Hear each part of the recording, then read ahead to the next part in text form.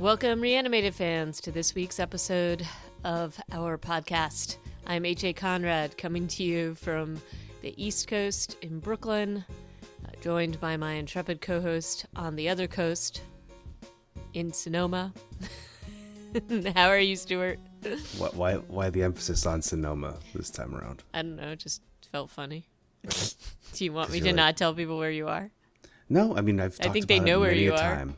Yeah, it's fine. And it plays into today's discussion. Yep.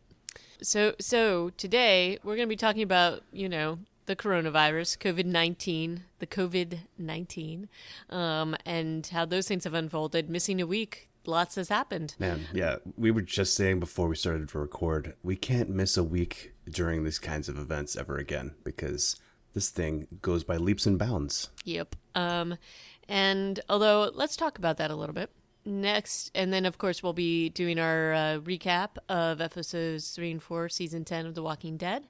But let's jump into coronavirus news. Since we last talked, things have really kind of sped up. But I mean, here's the thing. I think that this is probably something that a lot of people think. I think it's a lot more widespread, and lots of people probably thought this was a cold or whatever. I don't know if you saw the whole thing in Spain where they basically thought some people had died from pneumonia, and then when they tested them retroactively, it turned out it was actually COVID-19. Oh man, this plays into a whole conspiracy theory I have, because it so happens that I know 8 or so people with quote-unquote pneumonia right now. Yeah. I don't think I think that this thing is, for a lot of people, mild and probably does present like a cold. But I do think that the testing issue in the U.S. feels really weird. And, right now, so for example, in New York, some of the known cases, the most recent big one that happened this week was actually an attorney from Westchester. They cannot figure out how he got it, but he alone has infected, or they can trace cases of people who are positive with this over 18. So if you see the numbers in New York, it's like 23 or whatever. Most of those really exploded there. But most recently. of those are connected with one person, including his neighbor who drove him to the hospital. And apparently yesterday, the rabbi from the synagogue that he attends basically said he is positive, and that brings in, okay, how many people does that guy have contact with? So you heard about this story from New Hampshire too, right? The guy who had flu-like symptoms was told to stay home, and instead went to a Dartmouth invitation-only event, and now everybody who was at the event with him is also on isolation. Right. And he has since been actually diagnosed with the coronavirus. Right. And, I just think that this is really widespread. I just think that the fact that, at least in New York as of yesterday, only 100 people had been tested, and they don't have enough tests. And so I think that there's a lot going on here, and I'm not trying to be a conspiracy theorist, but I think even if you look at this being mismanaged, the CDC coming up with their own test seems kind of weird to me, and then realizing it's faulty, that's weird. I mean, these are not the ways to kind of contain things. My employer, like many in New York, have come up with a lot of different plans. They are, basically figuring out ways for people to work remotely, and I think people are prepared to do that. I do know people who work at private schools. It sounds like the public schools aren't planning to shut down here, but like a lot of private schools are planning to do remote teaching and learning in the near future. So we're gonna see how this unfolds. But tell me about the Sonoma side of things. This sounds crazy.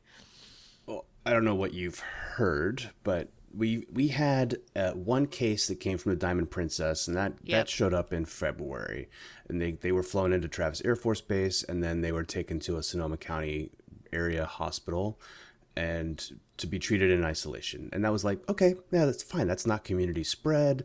That's fine. Everything's fine. And then the Grand Princess cruise ship docks from, I think they were coming from Mexico. They docked in San Francisco. Yep. 24-ish people get on an Airport Express bus, drive to Santa Rosa, which is the biggest metropolitan area in Sonoma County. It's a city of like 200,000, about 150,000. Guess what? At least 3 of them have presumptive coronavirus diagnoses. again, because of the lack of testing and test kits, they either have to send they have to send for tests to Richmond, which is not super far, but it's like 2 hours away from Sonoma County, or to Atlanta. Like, those are the two options right now.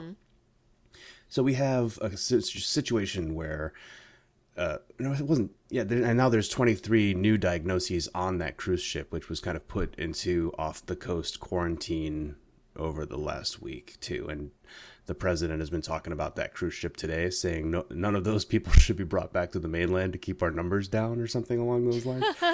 Either way, here's the thing. This thing has already gone beyond. Out. Yeah, it's out. And I suspect it's been out. And just because you're not testing for it doesn't mean it's not there. But yeah. I would say, and because people are asymptomatic for up to 10 days or through the entire course of the infection, asymptomatic, that means that there's no way. Right. Without like some super high tech test where maybe you just like invade people's privacy.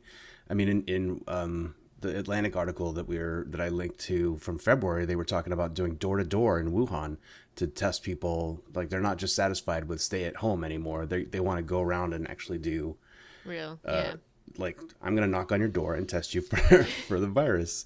And I mean, that was 2 weeks ago. I don't know if, and honestly, if you look at these numbers, China has totally chilled out, unless they're not reporting accurate numbers. And I'm sure that we aren't, so I don't see why they would. Any of these numbers make sense anymore. But for a while there, and for the last week, China has probably only reported 100 new cases per day. Right. Whereas everywhere else, if you take the world as a whole, I mean, yesterday we had 4,000 new cases of coronavirus reported through the Johns Hopkins data website. Yeah. And that's like basically the highest number since that real spike that happened in early February. Right. And I mean, if you look at, look on the positive side, if it has been out there circulating and it is generally mild, then the mortality rate is actually a lot lower than the 3.4 plus. Depending on your age. Depending on your age. I think if you're elderly, this is definitely posing a pretty big threat. The nursing home in Seattle. Dude, that was a tragedy. many of the deaths are them. So I think that, as I mentioned, most places, most employers are putting different things in place. We get basically an email every day about making sure to wash your hands. They have put, the antibacterial gel everywhere. They have limited travel, any non-essential travel, that's not happening. Anything that can be done via video conference, they are doing that. And, I think we are, I am in one of the industries where it is actually, you're able to work from home for the most part, but one of the problems that they have been talking about is that if they do, and this is part of why they're talking about not closing the public schools, is that then people who don't have childcare and where are you gonna, who's gonna watch kids during this sort of thing, then that will impact everything else, because then those, other people cannot get to work because they have to watch their kids, and it's going to basically shut down. As soon as schools start shutting down, it has a huge ripple effect. So that's going to be, it's tough to see.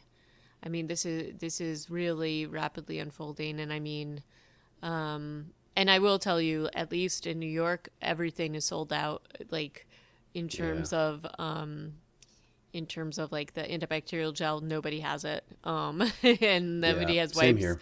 And you and I have a friend in Paris who showed us, who shared some video on Facebook of empty shelves in Paris. Yep. I have a friend in Bonn, Germany, who showed exactly the same thing on the same day, and that was just like midweek last week. And yeah, it's not great. I mean, those two, France and Germany, have what are they, like in the hundreds? But yeah, so Germany's got 670 confirmed, I guess, cases. France 653, and yes, what we're seeing is unfortunately kind of a panic shopping spree. Right. And what has been not, and I don't want to say that it's funny, but it is a little funny, is that there is there's like an Instagram account called Subway Creatures, and normally they sort of people send in photos of the weird stuff that they see on the subway all around the world. That has currently been taken over with people's, you know, plans in terms of their masks and things like that. Like there's been people with like plastic buckets on their head and things, I think people are very scared, and I don't mean to make light of it at all, because that fear is obviously manifesting, but in these ways. But it is like interesting that we're at this point where Yep. there's a lot of unknowns, and people are basing things on a lot of things that are just not real. Like the numbers are not what they will eventually be, I suppose. Well, in that Atlantic article, the epidemiologist that's being interviewed, and this again is from the 24th of February, so it's out of date, and I'm sure these numbers might change, but he posited that at that time, he said there were probably 200 to 300 cases in the United States, which, if you recall, that was when we thought we had like 20. Yeah. And he also assumed that if this thing goes global, which it is now, 40 to 70% of the population is going to get it, which is, but the vast majority of those will be very mild or asymptomatic. Right. That's what makes this thing more difficult. Difficult, if not dangerous, because then it's just another thing. And the argument that, it's no worse than the flu, yes, but now we've got this and the flu, right? So the flu is at the same time doing its work and killing tens of thousands of people every winter. And the Atlantic article went to the extent of saying there's a chance that this will now become another endemic, seasonal illness. Well, it makes sense because, part of the whole reasoning in this article, I think, lays it out pretty well, is that basically the fact that it can spread when people are asymptomatic and can spread and has such a long incubation period it's very hard to trace that. And I mean the horrible thing about some of these other things like SARS and like the bird flu is that the symptoms were quick and so drastic that people weren't able to really leave their houses, so they're not spreading it to people. They were so sick, and then they died, and they weren't carriers, right. basically. And the I feel bad for this Westchester dude that is basically the getting all the attention right now. But basically, like all of his kids have it, but only like one of them is showing symptoms. So I think, and they're all out and about, and basically the schools that those kids go to are shut down. And I think that people shouldn't panic. Like, I think they should be smart and be prepared and practice, the hand washing and hygiene. But I feel like the level of panic that we're seeing is significant. And I think, at this point in the game, and that admittedly is, what's worrying me a little bit. Well, it's a Democratic Party hoax, right? Oh, stop. I don't even want to. I made the mistake. I know we shouldn't get political, but this thing has turned into that a little bit. I mean, hopefully we can get to science instead. Yeah, but I mean, the one thing that I will comment on is that I don't know if you happened to watch the press conference with the epidemiologists and the head of the CDC with the president, but he basically was trying to bully them into saying that a vaccine would be available in 2 months, which is impossible. And they kept saying no. And then he said something like, but can't they just use the flu vaccine? And they're like, it's a different virus. And they just kept very gently but persistently not backing down because, this is science. This isn't like... He tried to like pit them against each other and say, well, so-and-so said, some people said that we could get it in 2 months. And they're like, no, you can't bring it safely to market. We're looking at about a year and a half. Wow. And that is concerning to me. And then yesterday he did eventually go to the CDC and just talked about how much he knows about all of this. So I'm not totally confident in our government's response to this whole thing, which I think is actually increasing everybody's anxiety because, he put Pence in charge, and Pence talked about how everybody could get tested if they wanted, and then had to walk back those comments because apparently there was only 75,000 tests that they had distributed, but like New York doesn't have enough. There certainly are not enough over here. And they're also quite expensive. So that's the other piece. So, I mean, look, it's going to play out. I'm not, I have a level of concern about it. But me too. But when you look at the statistics of you and I, as Gen Xers, Yeah. are basically fine. We're like slightly higher risk than my children are. Right. I have But asthma though, so it's I'm actually a higher risk like category. the entire slate of the presidential race Yeah. are all Yeah, I know, pretty right? on the ropes. So I hope Yeah. that they all manage to avoid it. Yeah. Anyway, I would like to just quickly go through the numbers of even though as inaccurate as these might turn out to be, as of right now, as of recording, the Johns Hopkins website is reporting 102,471 confirmed cases. 80,600 and plus those are in China, 7,000 in South Korea, 4,700 in Iran, 4,600 in Italy, which has just been going up and up and up. Like Italy is having a really rough time. Yep. And then 696 others, which is just the Diamond Princess. That does not include the Grand Princess, which I think is the other cruise ship, which has 23. And then down from there, Germany 670, France, Japan, Spain, USA. The US now has 340, but I think, yes, of course, we probably have more like several thousand. I'd say a lot more than that actually, but let's try to be positive about that. I don't know if it's worth trying to be positive. I feel like, in a way, as soon as you get over the fact that this thing is out of the bag and it's going to be something we have to contend with, but the way to do that is really just through washing hands and Yep.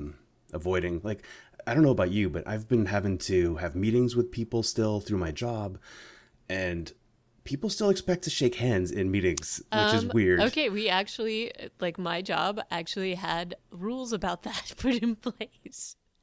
The direction was to wave at people instead of shake their hands, and I have been doing that. And in my position, that is generally, I generally greet people, I'll like the shaking of hands, but I am not doing that right now. And Yeah. I think that you kind of have to say it and just say, hey, not right now, because if you look at how things are transmitted, that is like the worst possible way to be interacting with people. That That and or like pick up somebody else's phone. or that or and Yeah. cheek kisses, I guess. So Cheek kisses? yeah, like for example, in France, they have told people to stop doing the greeting, the two kisses on the cheeks. Oh, So what a shame.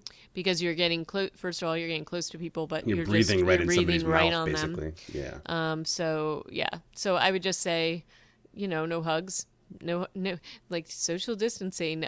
We were kind of joking yesterday because one of my friends, I guess they were saying that people should practice shaking feet instead, and you should look up the look Oh this no! up People were online. doing this in my office yesterday. They were kicking, like tapping toes or Yeah, whatever. yeah, Yeah. and it's just really funny.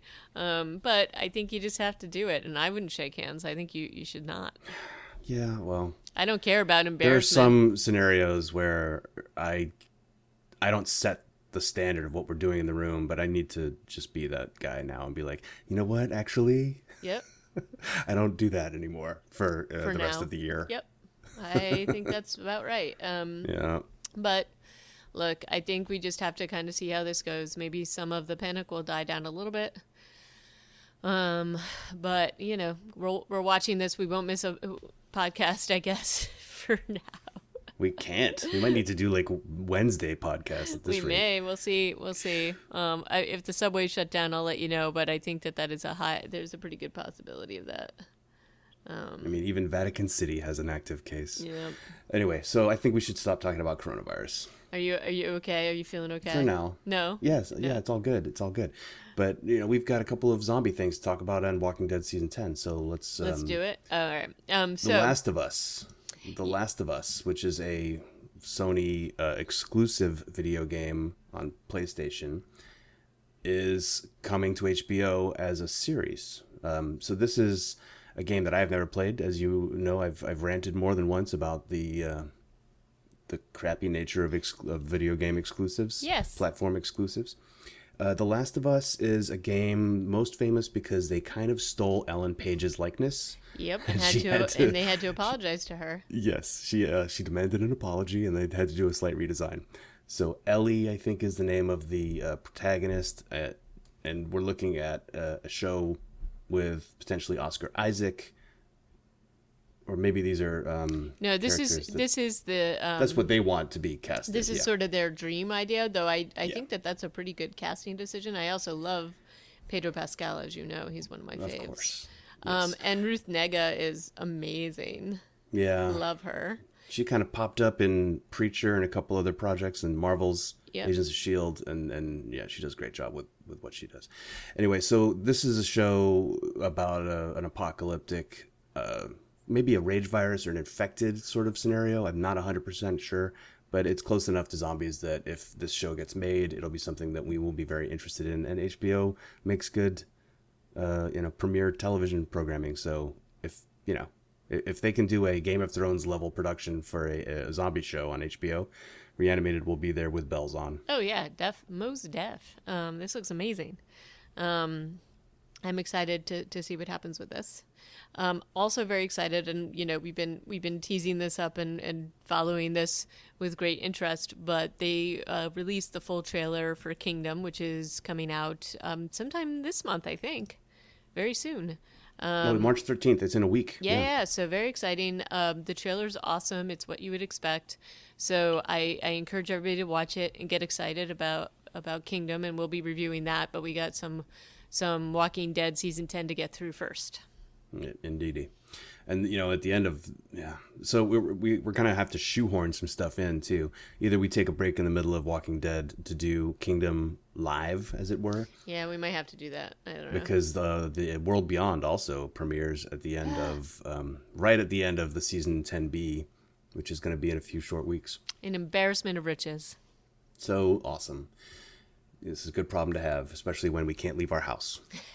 We'll just be doing the quarantine podcasts. Just like DJ from Yeah. Dead Nation or whatever the hell that Dead. God damn it, Dead Earth. Yep. So we ready to talk about ghosts and Silence the Whisperers? I am ready to talk about this. So let's hop in.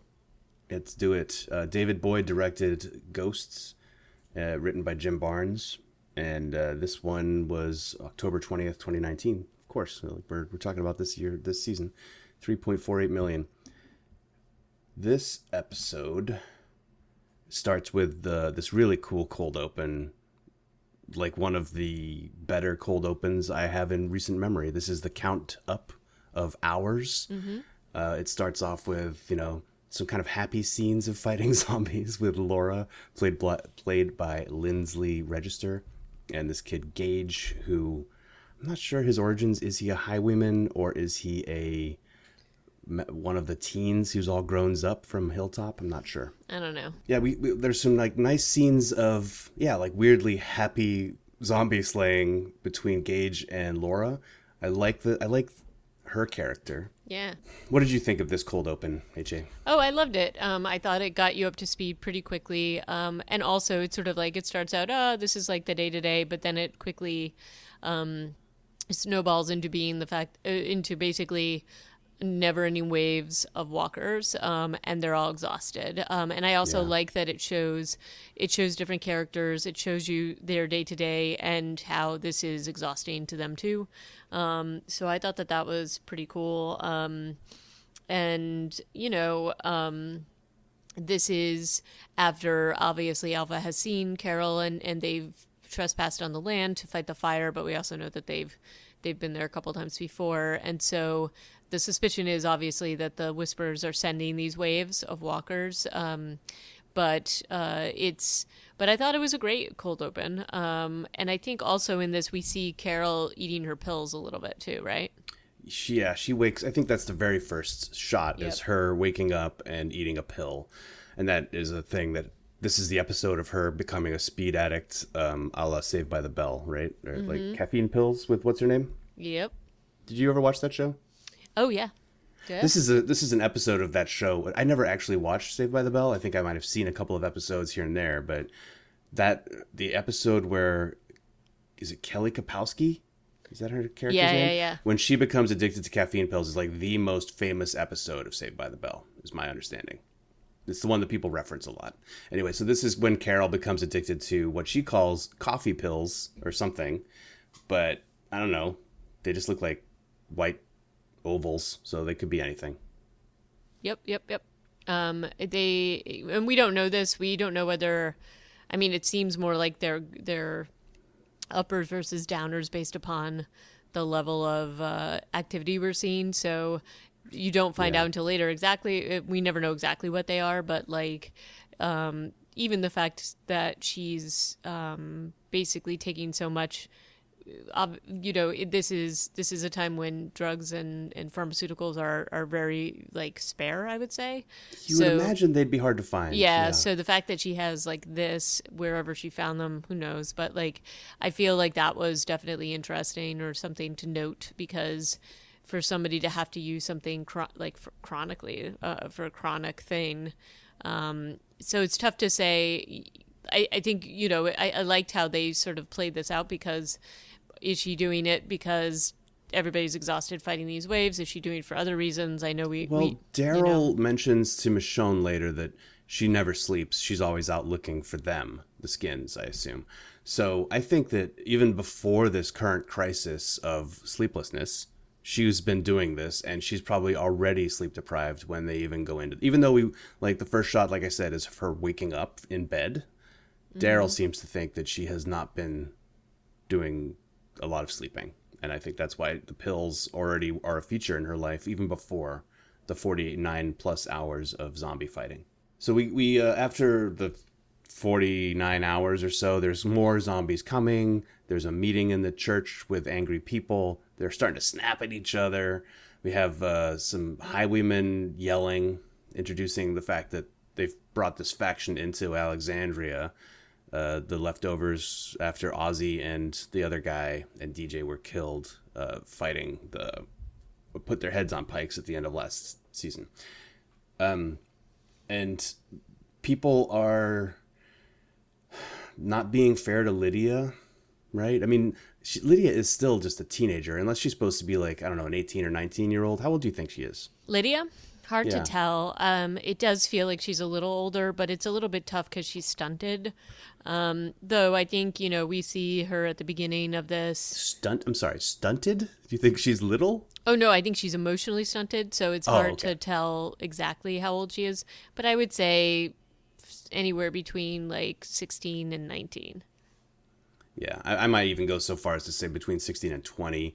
But definitely on that edge. And in this world, a grown person in a way. Although, Negan doesn't think that, as we find out in the next episode. He refers to her as a kid when people are beating her up. But the beating up of Lydia is happening already in this episode, where she's getting like, "Hey, is this your mom?" And she's like, "No, I don't think this isn't how my mom would want to take out Alexandria. She would just send the whole horde and kill you all at once." And I agree with this logic. And like over this episode and potentially the next one, I'm not really sure why Alpha would choose to kill them with death by 1,000 cuts, Yeah, I don't know either. I mean, the only potential answer is one that Michonne brings up in the next episode, which is because Lydia is there and she doesn't want to kill Lydia. Right. Maybe that makes sense given the context of everything, but well, then it's also, look, in the last, she also doesn't really necessarily want anybody to know that Lydia is still alive, at least not anybody besides Beta. So there's that too. So there's a bit of a self-preservation thing there too. So I don't know. Yeah. Aaron is an angry boy, and he is not happy to be paired up with Negan. No, fighting zombies. Although his mace arm is really pretty awesome, and I like Negan's comment on it. Because it actually does kind of look like a Lucille, but an arm. So that's the kind of interesting that they're paired together.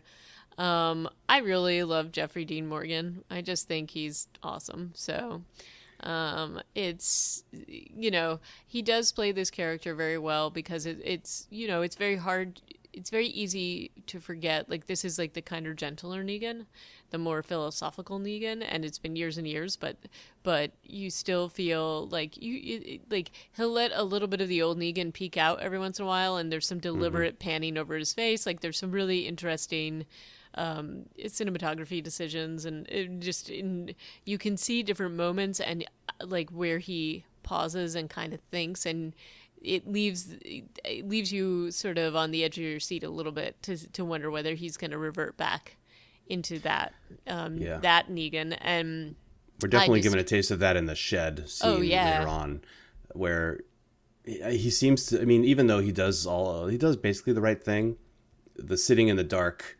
element, the silent treatment that he gives Aaron, and the fact that he seems to kind of enjoy Aaron's fear, are all red flags. Yeah, for sure. Definitely. And there's interesting moments between him and Aaron where they're fighting the walkers, and Aaron yells at him for he's like, doesn't want him to pick up a tire iron, and it's like, well, he's got like multiple things coming after him, and at some point he ultimately does do it, and he gets yelled at again. And I mean, look, I gotta tell you, like, I think if you want him to help, then you have to give him the tools to do that. So yep, Aaron is being somewhat what's the word? He's not being nice about this. He's not being compromising, but he's also still obsessed with Eric. And I feel like we talked about this last time. Yeah, he's on this whole like, Eric's dead and Negan's alive, and that's not fair. And I'm just like, it's 6 years later. How have you not come to some sort of sense of normalcy about this by now? And so, but then Negan doesn't trick him into getting hit by the hogweed walker, but Aaron basically gets biological walker attacked. Well, he does, and I actually like that they use this because hogweed is actually a really horrible thing, and it is incredibly toxic. So this happening to him, and it's growing off of the walkers, which I thought was a nice touch. I also like that Negan knows enough about this area to know what it is. Aaron does. Horticulture. Yep, and Aaron does not.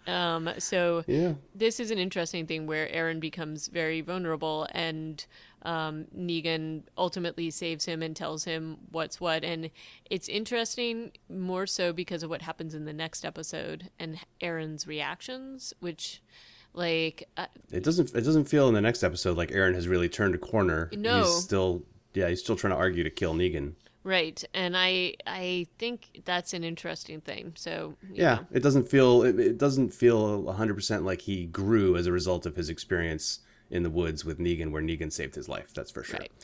He's still pretty hung up on Eric. But this isn't the only storyline in this episode. Right. It's also because Gamma shows up after like the umpteenth wave, and walks right up to the front gate and is like, come to the front gate. Come to the northern border. Don't bring your weapons. Yeah. Drop your weapons and wait for her. Yep. And then just walks away. Yeah. Gamma, played by Thora Birch.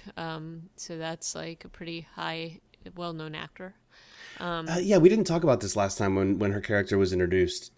My first recollection of meeting Thora Birch as an actor was in like Clear and Present Danger, or one of those movies, one of those Jack Ryan, Harrison Ford movies, where she was his daughter, like a little girl. Oh, girl. Yeah. It was that was Patriot Games, I think. It could have been, yeah.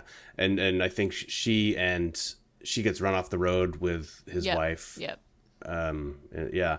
And then she's been in a bunch of other things, but that was always to me like this, like, oh, that's Thora Birch. And then she was in American Beauty, and she was in other films.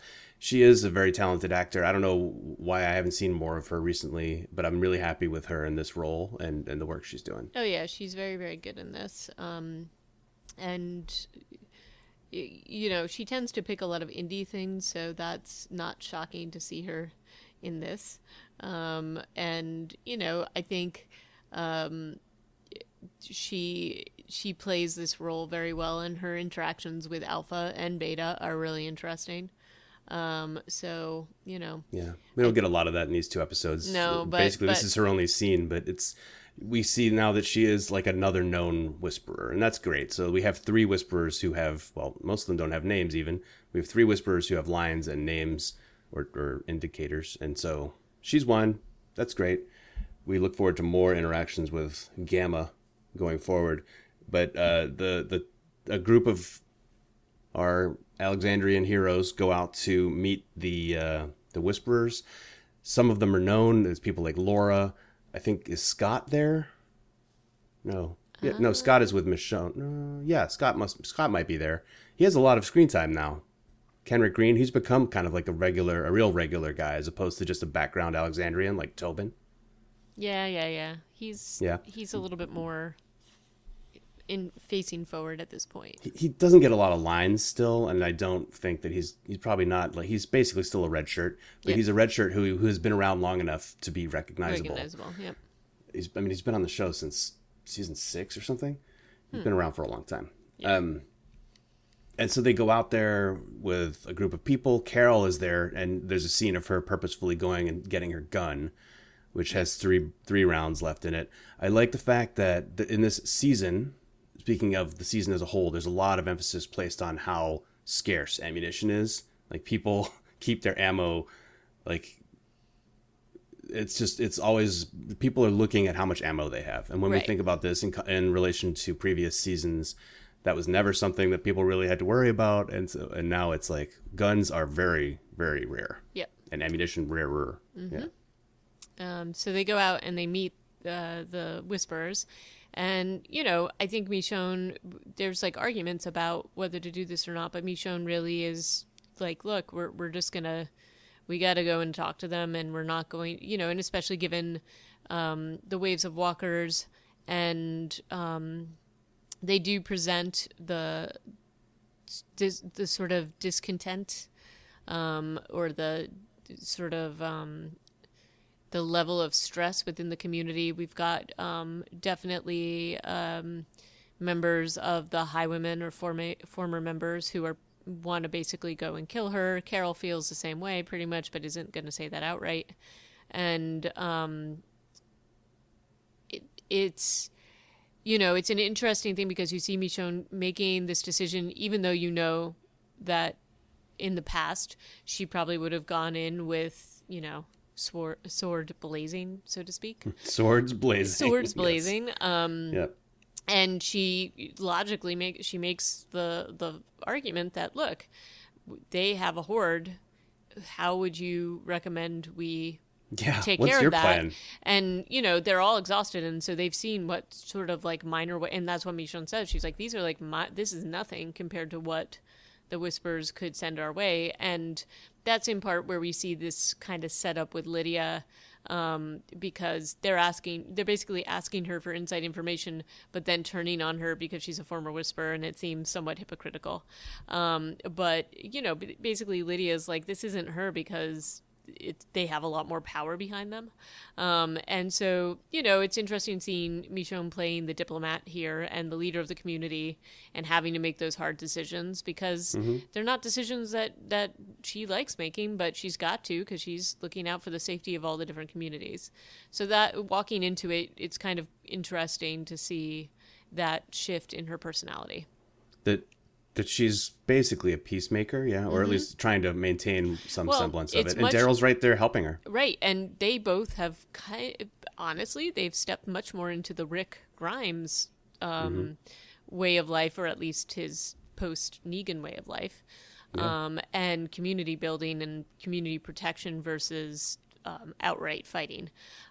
So they go and they meet Alpha, and I don't know. Daryl and Michonne know Carol really well, and when she's standing in front of the post that held Henry's head, like, I don't know that she would have been the person that they should have brought with them. Well, they know her well, but she also hasn't been herself since. Well, she that's got what off I'm the boat, saying. Like, right? would this be the person you would bring with you? Because I mean, not even just saying that it's a they risk. give her the benefit of the doubt is the short version of it, right? She has been a solid member of their group for enough years, I think, that they are willing to give her the benefit of the doubt, but it turns out to be a bad gamble. Well, I'm more that they both have voiced concerns about her, and so making and worrying about maybe how it will impact her to bring her, but maybe it's that they know that it would be futile to try to talk her out of it. But in any case, really stupid thing Carol does is she tries to take a shot at Alpha. And Alpha's all, saying that they've been on their lands 3 times. Obviously, there's a spy somewhere in the midst. We won't ruin it. Or they could have left scouts. I guess so, but I kind of feel like it's more like there's a spy because they were nowhere to be found during the winter. We all know they were down south. So I think, well, mainly, won't spoil it, but down the road there's a reveal, obviously. So, that was, to me, just indicative that they are, and Alpha wants them to feel like eyes are everywhere, and she even says that. I thought that was actually a pretty cool reveal that every time that they've gone across the border, she knows about it. Yep. And Michonne gets caught in a lie also, which is not like Michonne, right? I mean, she doesn't do diplomacy that often that we've seen, so we don't see her lie often. Well, and there's she plays it so well. Like which one, Alpha or Michonne? No, Michonne. Her face when they get caught, she's like, "Damn." It's like it's really great. So they can't do anything but basically give in to Alpha's demands. But her demands are that they expand their borders for the Whisperers, and then this cuts off the main hunting ground, which is what Carol's so pissed about. And so the interesting thing is that when Carol takes a shot at Alpha forgives her really quickly in a way that's slightly creepy. So I felt like something was up with that. Alpha only has one mode, and it's creepy. Yep. So, well, yeah, and in this case, she's like, "Oh, I'll forgive you, mother to mother," and so they're pitting these two against each other, and that's been obvious from the beginning. So, Alpha is definitely trying to get a rise out of Carol, without question. She's playing her hand. She talks about how Henry called her name before the end. I mean, that was right before Carol shoots at her. Yeah. But yeah. And Carol's trying to say, I feel nothing. But clearly, she does. Carol saying, I look at you and I feel nothing is totally 100% a lie. BS. 100% BS. So then, the Alpha and her Whisperer posse pick up the stakes, and she's like, this is my land now, you better run. And I felt like this was really good performance by Samantha Morton. Alpha feels very weird and creepy, and always unpredictable. Like the quick forgiveness, like you said. It's always, everything she does is like to keep them off balance, especially in this episode with what we assume are Whisperer sent wave after wave of walkers, despite the fact that Gamma says it's not them. This is all very off-putting, and it does have everybody unbalanced. And this is probably the greatest strength of the Whisperers as a big bad faction, is their unpredictability. Right. And I mean, their camouflage, honestly, because it's very hard to tell whether it's a Whisperer or a Walker. And so they can, you can see like a little herd of walkers going by, and it could be Whisperers spying. And it does give the communities the feeling that they're everywhere all the time. And that's a very powerful weapon to have. The rest of this episode is a lot. Well, we're still going back and forth with Aaron and Negan, but we've kind of talked through that. And so the rest of this episode is basically Carol continuing to take her pills and trying to stay up too late. And they're in the school. She's seeing things. She's seeing whispers in the woods. People are starting to question her mental faculties. But then in the school, it turns out that I think she starts to doubt whether she's seeing things, because there's clearly a Whisperer in the gym walking slowly backwards away from her, and she walks right into that trap. We see her popping the pills. It's not clear whether she's awake or asleep. She seems to be hallucinating. She definitely has a conversation with Daryl, right? That she never has. She sees herself on this photo of almost like a Good Housekeeping magazine, and then it morphs. It's a home ec course book, which I thought was also something that Carol probably has like some experience with in her former life. But so it's definitely, it makes the audience doubt what she's seen. But then she gets kind of trapped in the gym with like a snare on the ground that pulls her up. And I mean, Carol's It's a pretty just, small target point for her to have to step right into. It's not the best trap I've ever seen. it isn't, and it's sort of shot, but then again, she's not necessarily in her right mind and very focused on this, what she thinks is a whisper. And, you know, she is a badass and she manages to take out these walkers But hanging there was a upside whisperer down. there. There That was, but we that don't. woman was definitely a whisperer. And she was definitely. You might not think that at the moment because yeah, like you said, you're not sure what she's hallucinating anymore. But by the end of the episode, the final scene in the episode is that whisperer waking eyes opening as a zombie. Yep. Because she has managed to spend her last bullet to shoot her. Yep. And then manages to stab all the walkers in the gym. That was some good scenes there. Yeah. It was like No, hanging upside down and apparently killing him. It's great. even sleep deprived and off her rocker, Carol is a force to be reckoned with. Correct. But basically, nobody else saw the Whisperer. They still all think that maybe she just got herself into some trouble with some walkers and crazy Carol. She ain't no good. Right. Yeah. It's and I mean she's managed to injure herself pretty badly, and that also brings us to another scene with Sadiq and Dante. And basically, Sadiq is still suffering from PTSD, having flashbacks, having tremors, just really stress reactions. So when he's supposed to be taking the glass out of Carol's arm, he can't hold his hand steady, and Dante actually does it and covers for him.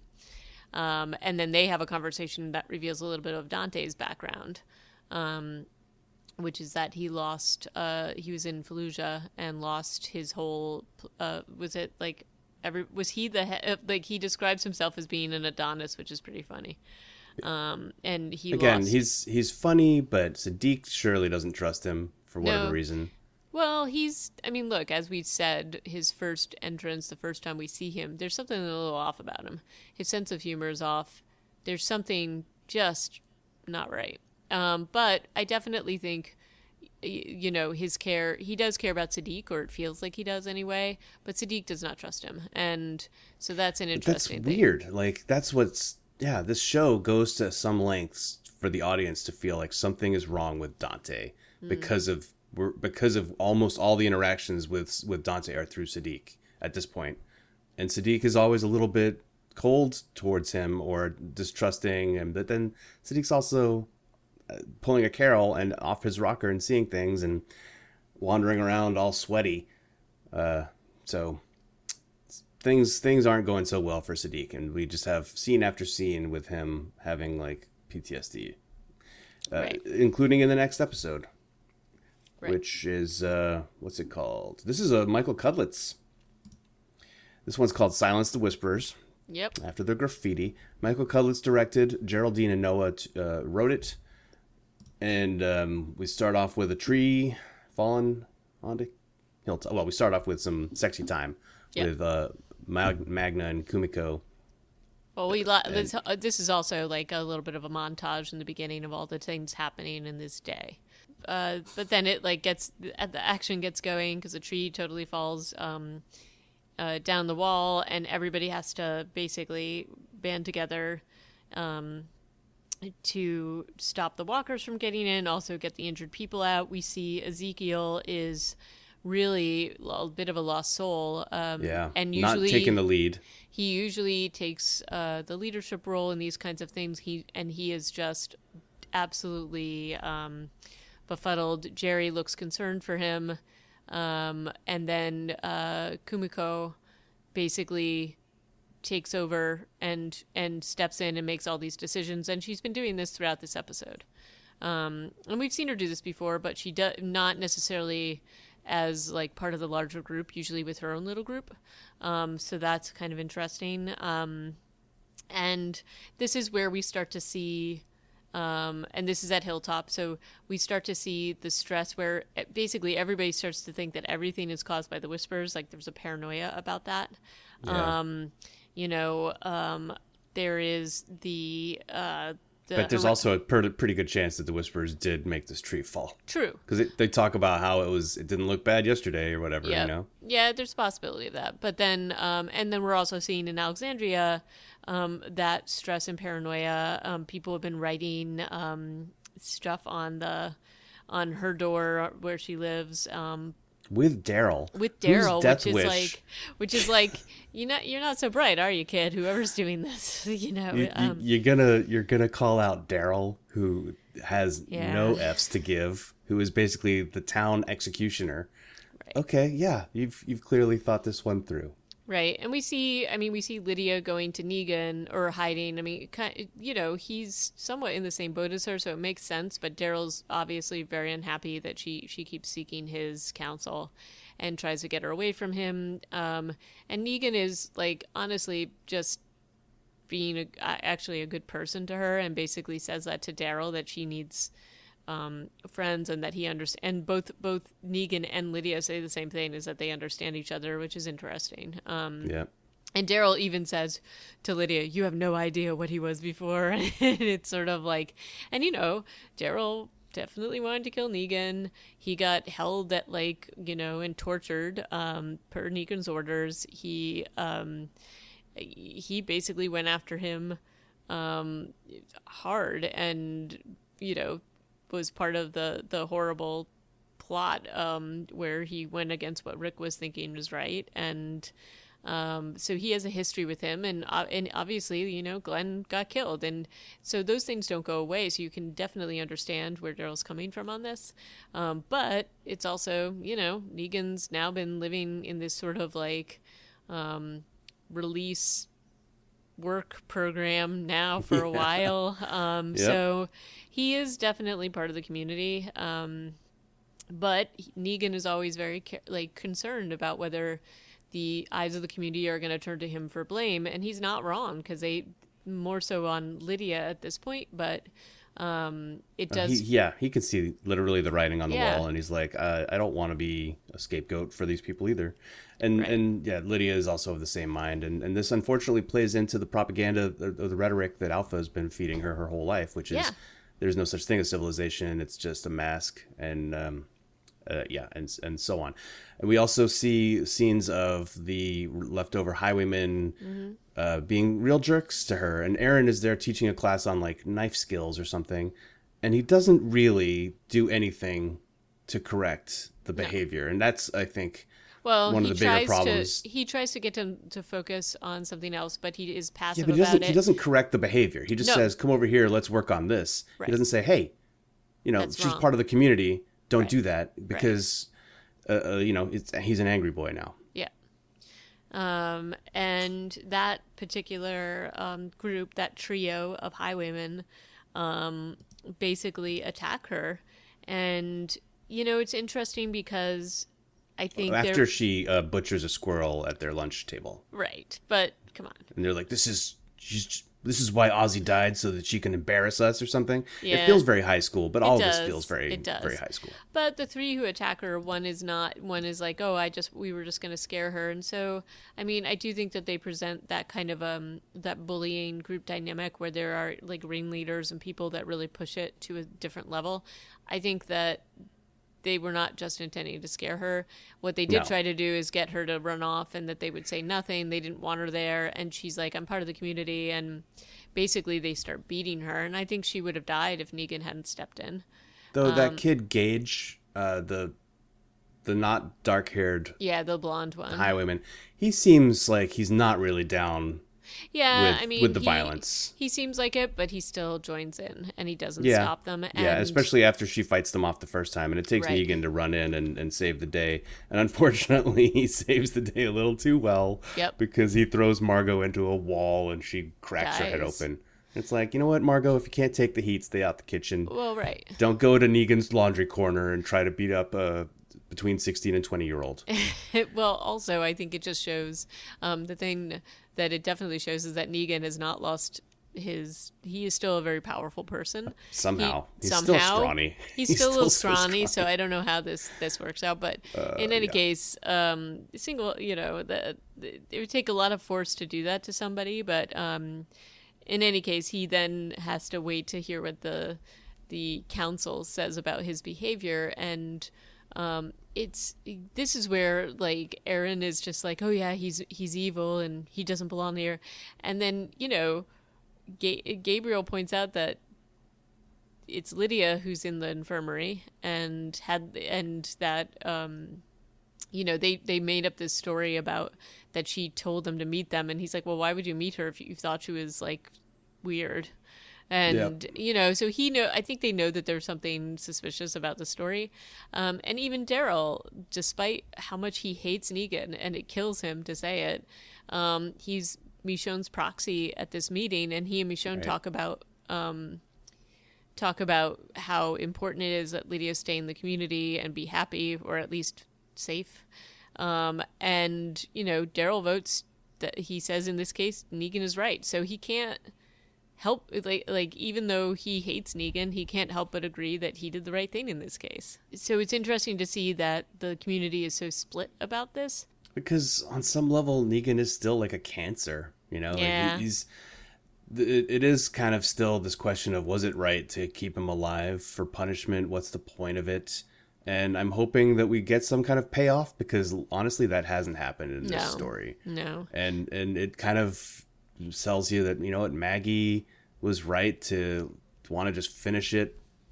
And I think like 6 years later, we're still kind of paying for Negan's survival. Yeah. And that does seem like I'm talking about motive and not storytelling. I think this is actually interesting storytelling, because doing the right thing is almost never paid off in The Walking Dead.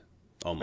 Right. It usually gets you killed. And so we'll see how this goes with Negan's storyline. I look forward to actually seeing how this works out. Well, I mean, I also think that the other thing that it taught, like it really is portraying, is like, well, so if you do all these evil things, is there such a thing as rehabilitation? Is there such a thing as redemption and forgiveness? And what could he possibly do to redeem himself in the eyes of this community? I don't know that there is anything that he could do. I mean, he just saved somebody's life, and they're talking about, and yes, the side effect was that somebody else got killed, but that person was also threatening somebody's life. So it's so these are interesting quandaries. Like he has saved Judith during the winter storm. He has saved Aaron just literally the day before. Mm-hmm. And but now, because there was no witness, right, other than Highwayman and Lydia, all of whom are dubious. Mm-hmm. So unfortunately, it is an interesting quandary, and I think that it's kind of well done.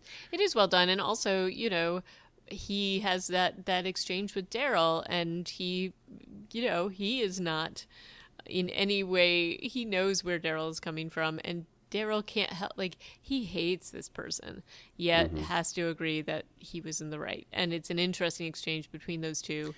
I feel like it's more that he believes Lydia, and that's how he phrases it to the tribunal. He's like, Lydia says he saved her, he saved her.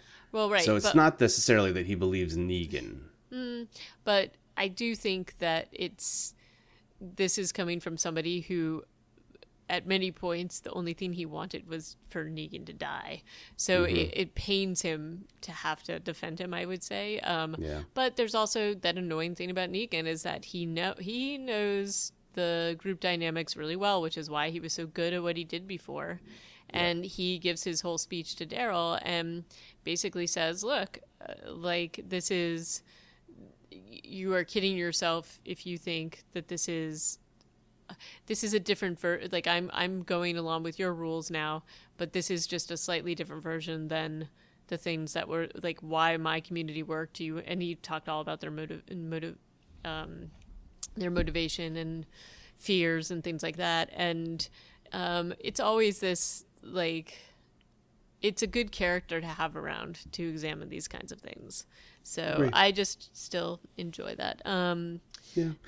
Other things happening in this episode are Ezekiel. Oh yeah, Ezekiel tries to kill himself, and Michonne sees. Like, I don't remember why exactly Michonne and Judith and Scott are on their way to Hilltop. Was that discussed or explained? Oh, I don't recall the details of it. I think she was I think Michonne just was like going a regular diplomatic mission. Yeah. possibly. But I But think when it they was, I think it was also to help out because of what was going on around with the the tree, community. Yeah.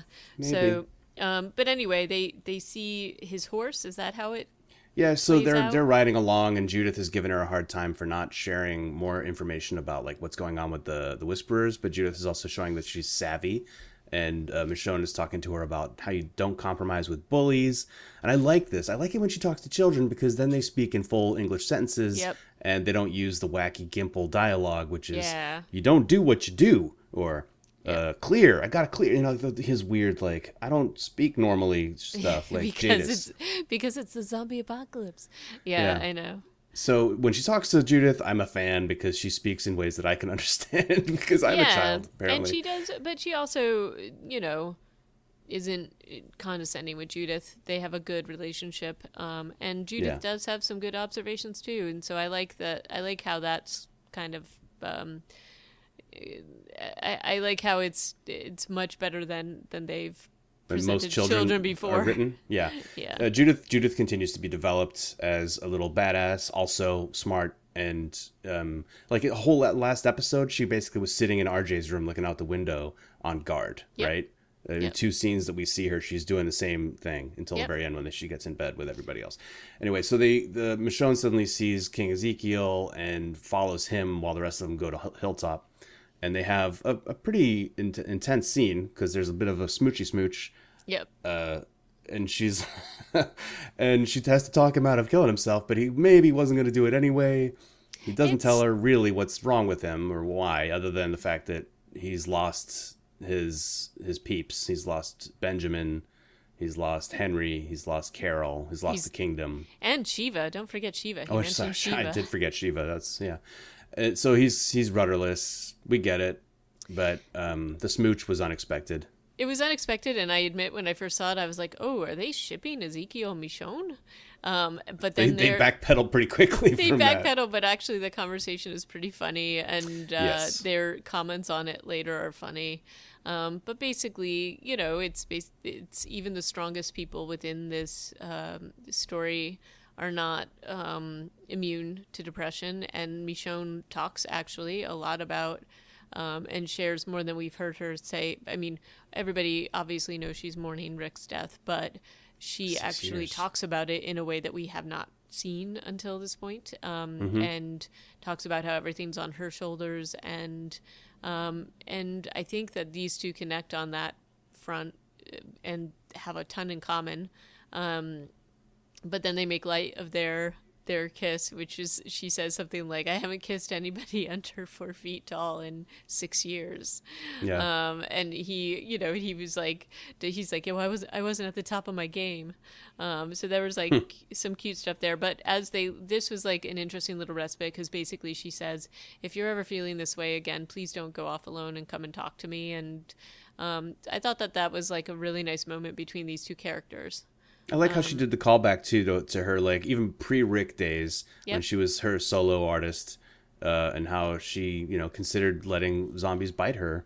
I thought that I kind of enjoyed this whole scene. They're good actors. They have a decent chemistry that is not romantic. It's just like, hey, we're two people who are going to be real with one another, and it does feel that way, and so it's nice. What's crazy though is when you realize that Ezekiel has ridden out of Hilltop on that horse in the middle of like a legit crisis for Yep. Hilltop, Yep. because they are still back there trying to Yeah. save people from under the tree and fighting off the walkers who are outside the wall. There's some then- pretty cool action shots of the Luke, oh god, not Kimono. What's her name? Kumiko, Magna, Kelly, Connie group doing. They're good fighters, man. They're good fighters. But then I do love how Ezekiel and Michonne come in, and there's some nice little fighting scenes with Michonne and Judith fighting side by side, which I think is pretty awesome. Yeah, Judith has to she has to chop him down a little bit and then stab him up in the head. Yeah, because she's too short. She's a super badass. It is Yeah. good, and it's nice to see Michonne give her this glance, like, "Oh yeah, you got it." Yep, so that's kind of cool. And then we do see a weird little bit of dissension in the ranks because Magna wants like to keep fighting the walkers and not let them in the wall, and then they all run in, and then the wall breaks down, and Magna's just the new Rosita, except Yeah. if Rosita hadn't turned less unhappy all the time, that's just Magna's role. She's always pissed. Yeah. And then, we also have that really horrible scene between Rosita and Eugene, which is that she basically tells him, and I think You're never gonna get it. Yep. And that's pretty awful. But Eugene, seems to recover okay. He declines to go back to Alexandria because he wants to help out with the hilltop wall, but you also wonder, I think it's probably pretty clear that he's just trying to move on a little bit away from Rosita. Yeah. Whereas Luke is also trying to move in on Jules at Oceanside by attaching himself to that convoy. Yep. Basically, I think securing the fact that he's going to die this season. Yeah, pretty clear, right? Like that goodbye scene is just way too smiley and happy. Oh, this is not good. And Judith is going with Michonne. There was like a whole thing about that, and Michonne is like, nope. And I think Michonne's like, well, I'm gonna bring you along with me, and not act as if you can't protect yourself. So, and looking ahead, this basically writes them out of the rest of the season up to this point. Like, I have not seen Michonne, Luke, Judith, Scott, blonde archer lady. What's her name? She has a name. Yes. She goes with them too. Like some big-ish, some definite major characters, and some of our more major extra type characters too. All right off. Also, that guy with that kid with the long hair also goes with them. One of the more recognizable hilltoppers. And so they ride off into the sunset towards Oceanside to, I'm sure, just appear in the third act of this season, which we haven't gotten to yet. Yep. So that about wraps these episodes. Was there anything else we forgot to chat about? I'm sure there was something. These were kind of packed. I mean, we've been talking about them for a while. There was a lot. But I'm really enjoying the season. This was my second time watching these two episodes, so noticed a lot of different things this time round. And did we mention the fact that Negan is no longer in jail? Like, he got out of Alexandria. That part. Sorry, we did not talk about that part. So he's missing. That's what happened. He is missing, and it's not clear who did it. Lydia tries to take responsibility, but there's no Daryl's way she just did like, it. No, you never left the house. It wouldn't. And then we see all around the community, there's that graffiti that we had seen initially, which just, I think, is increasing the stress. And you gotta, I have to say, for somebody to be doing that graffiti with nobody noticing in this community seems kind of unbelievable, but okay. Very. Yeah, but I think the concept is, in that last shot that pans across several versions of the graffiti now, that it's spreading as a movement, and it's bad news. It's bad news for Alexandria. And that is, so Negan is unaccounted for, which is a little strange. Like, you would think Lydia would be the one who would peace out first rather than Negan. Yep. But who knows even the way that went down, and hopefully we'll catch up with him in one of the next episodes, but which we will be covering next time we get together, right? 5 and 6? Yep. Join us again next time. If you have any thoughts about, any of this crazy coronavirus stuff that we'd spent a long time talking about today, these two episodes of The Walking Dead, episodes 3 and 4 of season 10, let us know on Twitter at ReanimatedPcast. You can email us at reanimatedpodcast@gmail.com, and you can always leave us a note on our show notes or the website at reanimatedpodcast.com. Yep. And until next time, ciao. Thanks for listening. Thank you. Bye-bye.